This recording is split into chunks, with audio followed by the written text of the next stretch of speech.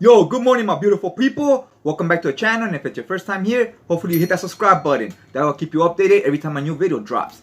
Now today we're going to be dropping a review. What are we going to be reviewing? We're going to be reviewing DanDaDan. Now here the mangaka is Yukinobu Tatsu. Now what do you get in this manga? Well, you get ghosts, monsters, aliens, and some teen romance. All you're missing is the kitchen sink. Okay, so first let me just show off the book real quick. This is the front cover.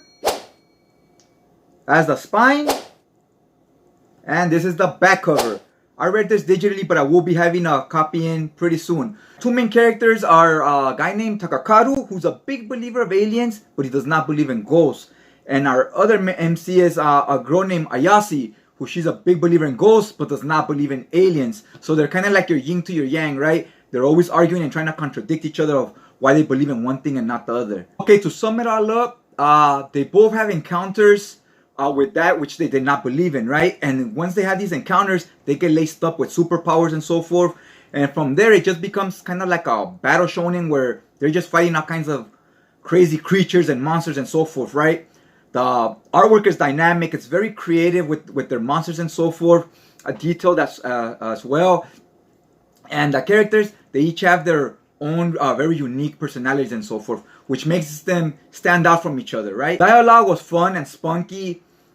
The storytelling, it was very fast paced. We went from 0 to 100 real quick. We spent like a chapter just chopping it up. The characters are talking to each other, getting to know each other and so forth, right? And they have their arguments, so we know their personalities, right? And after that, we just jump into fight scene after fight scene, right? So a lot of action on this manga. Alright, we're gonna get into some spoiler territories now. I'm gonna talk about the story a little. Wanna be spoiled? Go ahead and leave the channel now. Before you do that, go ahead and hit that like button. Hook your boy up against these YouTube gods, right?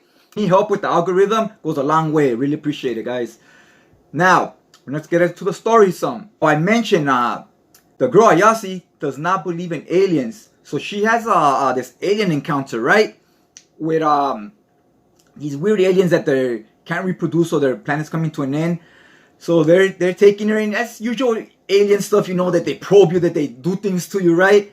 So very stereotypical and so forth. Yes, that does happen to her right here. The art gets very eerie at times and very fun at times, right? So you see it here and it's very creepy. Like I got creeped out with it. Like, oh my God, like what's this all about, right? And then one of the aliens has this like weird dildo penis thing going on. I was like, holy crap. Like, so this book is out there, right? It's out there just as much as the artist as well. So when she has this encounter, she now believes in aliens. And your boy Takaru has an experience with ghosts. He meets this ghost and he gets possessed. Now this ghost, what it does to him is, it takes his balls from him, but in return it gives him power, right? So now he has power to do things, right? So now he becomes a believer of ghosts.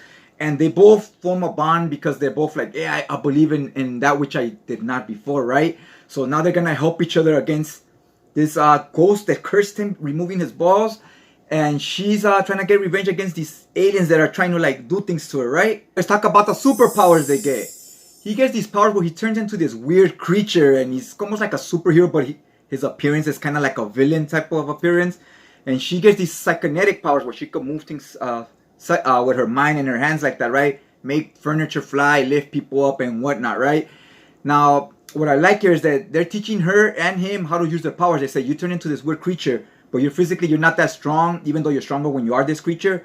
If you, as your normal self, started working out and getting bigger and stronger, when you turn into this creature, you will also be even more bigger and stronger, right? And to her, they tell her, if you practice with your mind how to make your mind stronger, you could lift heavier things, instead of cars, you might lift buildings later, right? So I like the way they explain these powers and how they can improve upon them, right? That was real cool. I was really digging it, how kind of explain things to you and so forth. It's not like they just get these powers and they're great at them, right? Like they have to learn to wield them and how to get better with them. Now they fight this weird witch creature, the one that cursed your boy, right? So he's thinking, if we beat this witch, the curse will be removed and I'll get my balls back, right? But if he gets his balls back, he, I guess, will lose these powers of turning into this creature and fighting ghosts and monsters and so forth.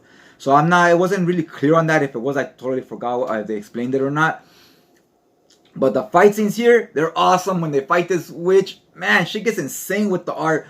Really enjoys the art. They get all kinds of crazy looking creatures and crazy looking panels when they're fighting and so forth. So there's not much more story-wise. It's just a lot of fightings with different monsters and so forth.